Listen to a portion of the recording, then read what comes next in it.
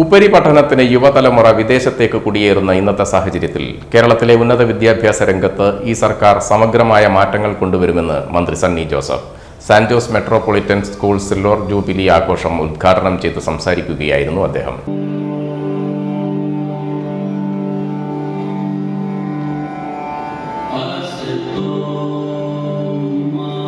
ഉപരാഷ്ട്രപതിയായിരിക്കെ ജഗദീപ് ധൻകർ രാജസ്ഥാനിൽ സൈനിക സ്കൂളിൽ 6ാം ക്ലാസ്സിൽ തന്നെ പഠിപ്പിച്ച അധ്യാപികയെ കാണാൻ തലശ്ശേരിയിലെത്തിയതും അധ്യാപികയുടെ കാൽപാദം തൊട്ട് അനുഗ്രഹം വാങ്ങിയതും നാം കണ്ടതാണ്. വിദ്യാഭ്യാസത്തിന്റെ പ്രാധാന്യം ഈ സംഭവം നമ്മെ പഠിപ്പിക്കും. സാർവത്രിക വിദ്യാഭ്യാസം, സൗജന്യ വിദ്യാഭ്യാസം, സമ്പൂർണ്ണ സാക്ഷരതയെല്ലാം നല്ല സമൂഹം കെട്ടിപ്പടുക്കാനും നല്ല വിദ്യാഭ്യാസവും സാധ്യമാക്കിയിട്ടുണ്ടെന്നും മന്ത്രി കൂട്ടിച്ചേർത്തു. കണ്ണൂരിന്റെ സംഘർഷം നിറഞ്ഞ ഇരുണ്ട കാലത്ത് സമൂഹത്തിന് വെളിച്ചം പകരാനാണ് 4 നൂറ്റാണ്ട് മുമ്പ് സാന്റ് ജോസ് മെട്രോപൊളിറ്റൻ സ്കൂൾ രൂപത ആരംഭിച്ചതെന്ന് Thalassery archbishop Joseph Pamplany അധ്യക്ഷത വഹിച്ചുകൊണ്ട് പറഞ്ഞു. യൂണിഫോം നടപ്പിലാക്കിയത് ചാവറ പിതാവാണ്. എല്ലാ കുട്ടികളും ഒരേ വേഷം ധരിക്കുമ്പോൾ നമുക്കിടയിൽ മതത്തിന്റെയോ രാഷ്ട്രീയത്തിന്റെയോ മതിലുകളില്ല എന്ന ഓർമ്മപ്പെടുത്തലാണ്. സാന്റ് ജോസിന്റെ പാരമ്പര്യം സൂര്യൻ ഉള്ളിടത്തോളം കാലം നിലനിൽക്കും. കേരളത്തിന്റെ വികസന മാതൃകകൾ എവിടെ സംസാരിച്ചാലും നമുക്കറിയാം. ആ വികസന മാതൃകയിൽ ഒന്നാമതായിട്ട് എല്ലാവരും എടുത്തു പറയുന്ന വിദ്യാഭ്യാസ രംഗത്തെ നേട്ടങ്ങളാണ്. സാർവത്രിക വിദ്യാഭ്യാസം, സൗജന്യ വിദ്യാഭ്യാസം, സമ്പൂർണ്ണ സാക്ഷരത, ഇതെല്ലാം കേരളത്തിന് കൈവരിക്കാൻ സാധിച്ചു. എന്നാൽ ഇന്ന് വിദ്യാഭ്യാസ രംഗത്ത് ചില പ്രശ്നങ്ങൾ, സവിശേഷമായിട്ടുള്ള ചില സ്ഥിതിവിശേഷങ്ങൾ നമ്മൾ അഭിമുഖീകരിക്കുന്നുണ്ട്. കേരളത്തിൻ്റെ യുവജനത മെച്ചപ്പെട്ട വിദ്യാഭ്യാസത്തിനായിട്ട്, ജോലിക്കായിട്ട് വിദേശ രാജ്യങ്ങളിലേക്ക് ചേക്കേറുന്നു എന്നത് കേരളം അഭിമുഖീകരിക്കുന്ന പ്രധാനപ്പെട്ട പ്രശ്നങ്ങളിൽ ഒന്ന് തന്നെയാണ്.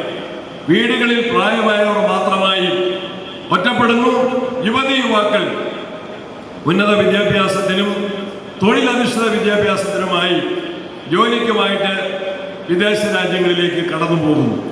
അവിടെയാണ് കേരള ഗവൺമെൻറ് നമ്മുടെ വിദ്യാഭ്യാസ മേഖലയിൽ ആവശ്യമായ അഴിച്ചുപണിയും ആധുനികമായിട്ടുള്ള കോഴ്സുകൾ കേരളത്തിലേക്ക് കൊണ്ടുവരിക. നമ്മുടെ കേരളത്തെ, ദൈവത്തിൻ്റെ സ്വന്തം നാടായ കേരളത്തെ ഉന്നത വിദ്യാഭ്യാസത്തിൻ്റെ ഒരു ഹബ്ബാക്കി മാറ്റാൻ കേരളത്തിലെ ഗവൺമെൻറ് പ്രതിജ്ഞാബദ്ധമായിട്ട് പ്രവർത്തിക്കുകയാണ്. വിദ്യാഭ്യാസ രംഗത്തെ നേട്ടങ്ങൾ നമുക്കറിയാം. സർക്കാരിൻ്റെ ഖജനാവിൽ നിന്ന് പണം മുടക്കി സ്ഥാപിതമായ വിദ്യാലയങ്ങൾ മാത്രമല്ല, നമ്മുടെ എയ്ഡഡ് മേഖലയിലും അൺഎയ്ഡഡ് മേഖലയിലും വിവിധ സാമുദായിക സംഘടനകൾ ഉൾപ്പെടെയുള്ളവരുടെ നേതൃത്വത്തിൽ പ്രവർത്തിക്കുന്ന നല്ല വിദ്യാലയങ്ങൾ തന്നെയാണ് കേരളത്തിലെ വിദ്യാഭ്യാസ രംഗത്തെ ശക്തമാക്കുന്നത് എന്നത്.